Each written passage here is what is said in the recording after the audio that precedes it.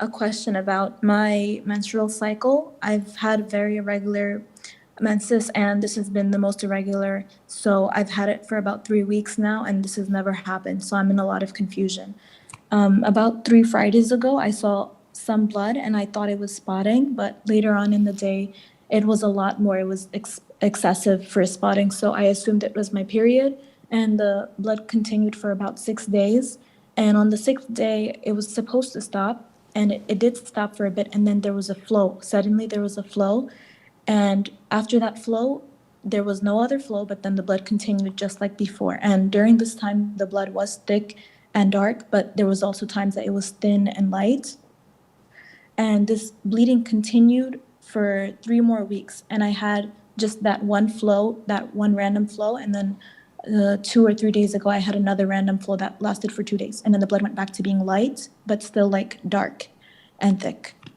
So now I'm not sure when my period should have been considered started. Was it the first day that it started to bleed, or the first time that I felt a flow, or the second time that I felt a flow? And today would be my 16th day, I think. So I don't know when to consider the starting of my period. Okay, this is too long. If I have only 1 minute and 15 seconds to conclude this segment, but basically speaking, whenever a woman gets the flow of the blood, this is her menses. Rule number one. Rule number two, her menses cannot be ended until she sees the sign of purity, whether the white thread-like discharge or the dryness, the total dryness without any colored discharges. Rule number three is that her menses cannot continue for a collective of 15 days per month. Even if she has her period, then a moment of purity for a day or two, then another period, then a moment of purity, and then a third period. The total of these days of menses must not exceed 15 days. Otherwise, after the 15 days, we consider this to be istihada. She takes ghusl, she prays, and cleans herself after the adhan of every single prayer. And she resumes her life normally.